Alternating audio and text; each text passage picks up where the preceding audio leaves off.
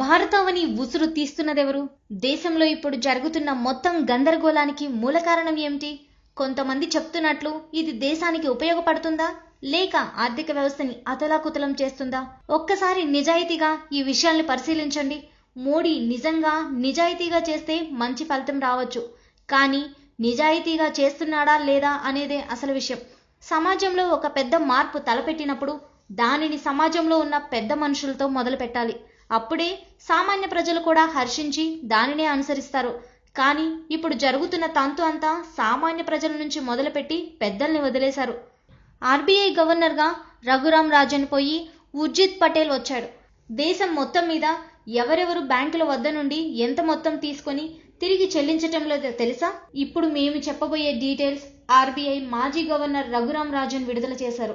ముఖేష్ అంబానీ 1,87,070 కోట్లు, అనిల్ అంబానీ 1,24,956 కోట్లు, రూలియా బ్రదర్స్ 1,01,461 కోట్లు, అనిల్ అగర్వాల్ 1,03,340 కోట్లు, గౌతమ్ అదానీ 96,031 కోట్లు, సైరస్ మిస్త్రీ 80,701 కోట్లు, మనోజ్ గౌర్ 75,163 కోట్లు, సజ్జన్ జిందాల్ 58,171 కోట్లు, ల్యాంకో మధు 47,102 కోట్లు, జిఎం రావ్ 47,976 కోట్లు, విఎన్ దూప్ 45,400 కోట్లు, జీవికే రెడ్డి 33,933 కోట్లు.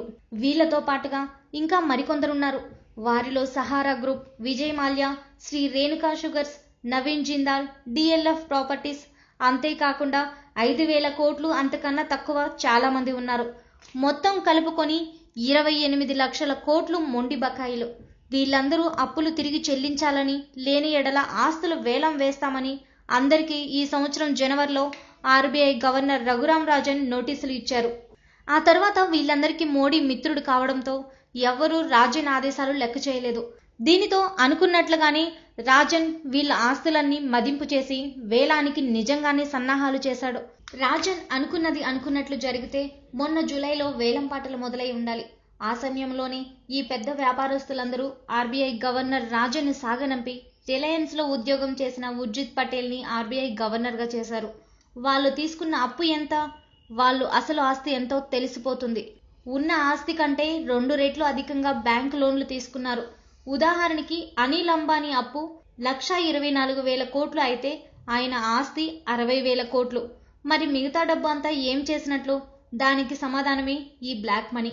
ఎక్కడా లెక్కలకి దొరకకుండా సర్దుబాటు చేసుకున్నారు.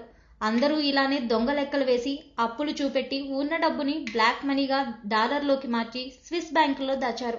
బడా వ్యాపారస్తులకి మోడీ చేసిన రుణమాఫీ, పోయిన సంవత్సరం పెద్ద పెద్ద వ్యాపారస్తులకి మోడీ చేసిన రుణమాఫీ ఎంతో తెలుసా? 1,14,000 కోట్లు. ఇది స్వయంగా ఆర్టీఐ పిటిషన్కి కేంద్ర ప్రభుత్వం ఇచ్చిన సమాధానం. ఎవరెవరికి రుణమాఫీ చేశామో పేర్లు మాత్రం చెప్పం. కాకపోతే మొత్తం 1,14,000 కోట్లు చేశాము అని స్వయంగా కేంద్ర ప్రభుత్వమే ఇచ్చిన సమాధానం. ఇప్పుడు దీని గురించి వివరాలు కూడా చూడండి. Liberalised remittance scheme LRS. కేంద్ర ప్రభుత్వం ఈ ఎల్ఆర్ఎస్ స్కీమ్ని 2004లో ప్రవేశపెట్టింది. దీని ముఖ్య ఉద్దేశం విదేశాలకి పోయే భారతీయులు రూపాయలని డాలర్లోకి మార్చుకొని అక్కడ అవసరాల కోసం డాలర్ని వాడుకోవడం. మొదట $25,000 లిమిట్ అన్నారు. ఆ తర్వాత 50,000కి, 75,000కి, $125,000 పెంచారు. బీజేపీ ప్రతిపక్షంలో ఉన్నప్పుడు ఈ స్కీమ్ని రద్దు చేయాలని, దీనివల్లనే మన డబ్బు బ్లాక్ మనీ రూపంలో విదేశాలకు తరలిపోతుందని నానా గొడవ చేశారు. తీరా అధికారంలోకి వచ్చాక ఏ స్కీమ్ అయితే రద్దు చేయాలన్నారో దాన్నే 2 రెట్లు అధికంగా పెంచి, అనగా ఒక్కరికి $2,50,000 లిమిట్ పెంచారు. అంతేకాకుండా ఇంత మొత్తం మైనారిటీ తీరని చిన్నపిల్లలు కూడా తీసుకెళ్లొచ్చని సడలించారు. అనగా 2 పిల్లలు ఉన్న ఒక కుటుంబం 4 కలిసి అమెరికా పోతే 7 కోట్ల రూపాయలు డాలర్లలోకి మార్చుకొని తీసుకువెళ్లొచ్చు. ఇలా సంవత్సరానికి ఎన్నిసార్లైనా ఎన్ని దేశాలకైనా తీసుకెళ్లొచ్చు. ఈ స్కీమ్ ని అడ్డం పెట్టుకుని విదేశాలకు తరలించిన మొత్తం గత 3 సంవత్సరాలలో 10,700 కోట్లు, అనగా $1.6 బిలియన్. 2014-15లో 4.6 బిలియన్ డాలర్లు, అనగా 30,800 కోట్లు. 2015-16లో $5 బిలియన్, అనగా 33,500 కోట్లు. 2016-17లో ప్రస్తుత ఆర్థిక సంవత్సరం ముగియటానికి ఇంకో 5 నెలలు ఉంది, ఏప్రిల్ నుండి మార్చి వరకు. ఈ ఆర్థిక సంవత్సరంలో కూడా అంతకు ముందు కంటే ఎక్కువే ఉంటుంది, కానీ తక్కువ ఎంత మాత్రం ఉండదు. కాబట్టి ఈ సంవత్సరానికి సుమారుగా 35,000 కోట్లు వేసుకుంటే మొత్తం ఎల్ఆర్ఎస్ పథకంలో దేశం దాటిపోయిన డబ్బు అక్షరాల గత 3 సంవత్సరాల్లోనే 1,10,000 కోట్లు. ఇది మొత్తం నల్లధనమే. అంతేకాదు, ఇంకో ఆశ్చర్యకరమైన విషయం ఏంటంటే 90% పైగా ఒక్క గుజరాత్ నుండే తరలిపోయింది. ఉపయోగించుకున్నది కూడా 90% మంది గుజరాతీలే. గుజరాత్లో దీనికోసం ప్రత్యేక కంపెనీలు కూడా ఉన్నాయి. ఆంధ్రాలో ఎంఎస్ చేయడానికి పోయే స్టూడెంట్స్కి కన్సల్టెన్సీలు ఉన్నట్లే అక్కడ గుజరాత్లో ఇలా విదేశాలకి డబ్బు తీసుకెళ్లే వాళ్ళ కోసమే హవాలా కంపెనీలు ఉన్నాయి. అమెరికాలో గుజరాతీలు ఇండియా నుండి బ్లాక్ మనీని అమెరికాకి తీసుకుని వచ్చి ఇక్కడ అమెరికాలో పెద్ద ఎత్తున వ్యాపారం చేస్తున్నారు. అమెరికాలో ఒక్క గుజరాతీ కూడా ఉద్యోగం చేయడు. అమెరికాలో ఉన్న హోటళ్లలో 40% గుజరాతీలవే. మొత్తం 53,000 హోటల్స్ ఉంటే దానిలో 21,000 హోటల్స్ గుజరాతీలవే.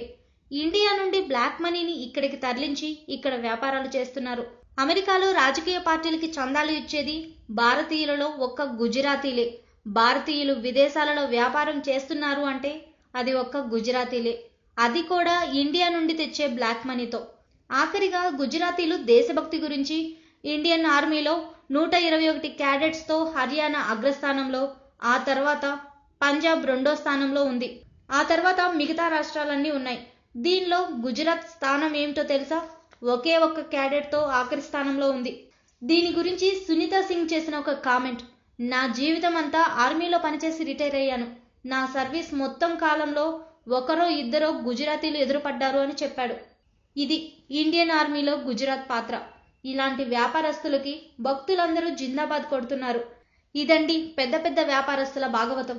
బ్యాంకుల నుండి లక్షల కోట్ల డబ్బులు తీసుకోవడం, లెక్కలు చెప్పకుండా అప్పులు చూపెట్టడం, వాటిని నల్లధనంగా మార్చి విదేశాలకు తరలించడం, అక్కడ స్విస్ బ్యాంక్లో డాలర్ల రూపంలో దాచుకోవడం, మరికొంతమంది విదేశాలకు తరలించి అక్కడ లాభసాటి వ్యాపారాలు చేయడం, హవాలా ద్వారా అక్కడివి ఇక్కడికి, ఇక్కడివి అక్కడికి మార్చి ఎక్కడా ట్యాక్సులు కట్టకుండా తప్పించుకోవడం.